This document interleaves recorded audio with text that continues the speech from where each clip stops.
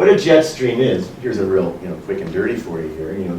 It's basically a tube of air that's flowing at the top of the troposphere, and they can get up to speeds of over 200 miles an hour. They will always flow from west to east, though. Okay, so that's your brief introduction to it. In the northern hemisphere, we have this. Now, I am going to go to the map over here, and let me talk about have we known about jet streams all the time? No, we haven't. It's an interesting story how we found out about jet streams.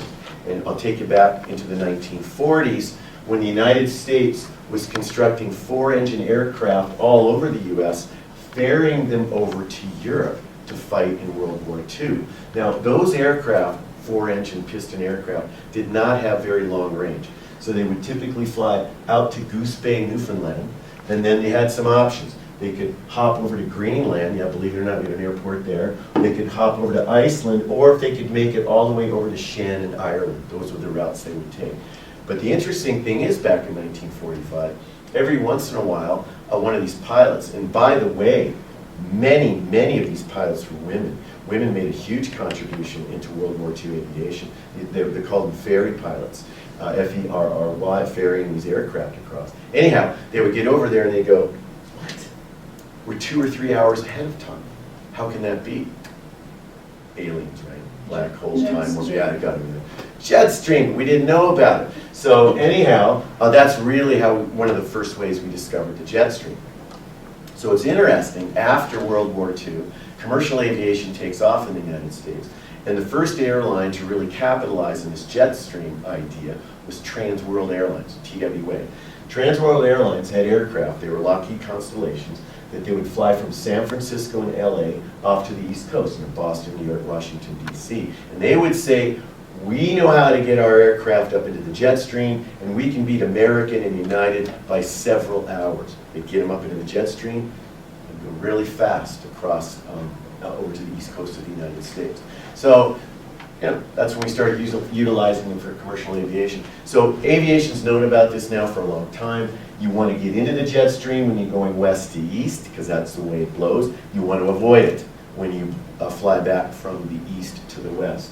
The other issue is, now I mentioned these polar jet stream, or the jet streams are, in the case of the polar front jet stream at any rate, is at the top of the troposphere. That's going to be anywhere from about 25 to 35,000 feet, because the top of the troposphere varies depending on where you are.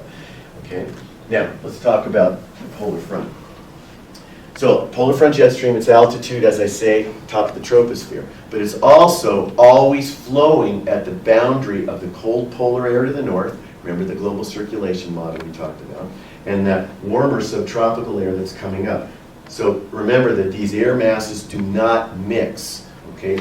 Polar air, cold dense polar air up here, warm subtropical air don't mix, so when they meet, a boundary forms, and that's called the polar front, okay? So the polar front jet stream, the jet stream flows right at the polar front, the top of the troposphere.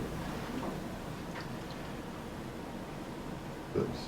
So for a visual on this, just a very basic general visual, we take a look at, if you can imagine this being the cold polar air, top of the planet, and then this orange warm subtropical air, that's where the polar front jet stream flows. So right at that boundary between the cold air and the warm air, top of the troposphere. All right? It's a fairly narrow boundary, tube of air. It's a relatively narrow tube of air, probably never more than about 50 miles in diameter as it flows. But as I said, I'm going to show you a real map of this in a little while. We get speeds over 200 miles an hour in this thing.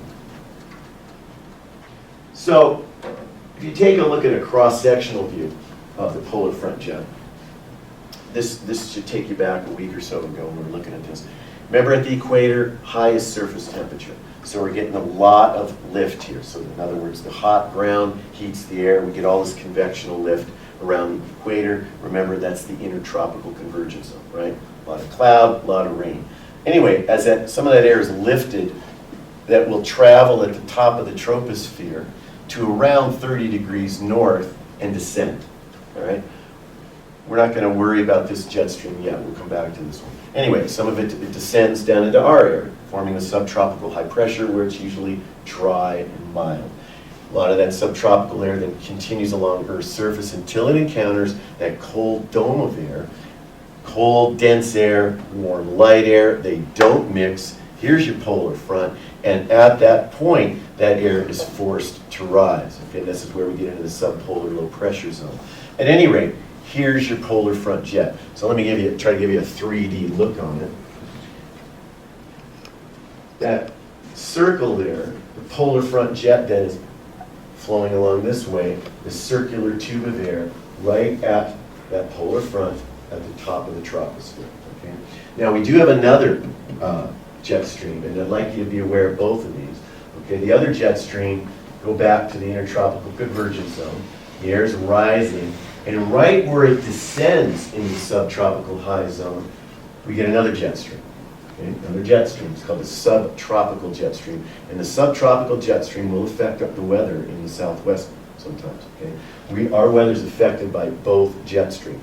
Now, in terms of meteorology, who cares? Well, it turns out that these jet streams, as they're flowing along, if you have down on the surface a low pressure system underneath the jet stream, that low pressure system will follow right where that jet stream is going. And like I said, I'm going to show you some real world maps here in a little while about that. Okay? So polar front jet, subtropical jet.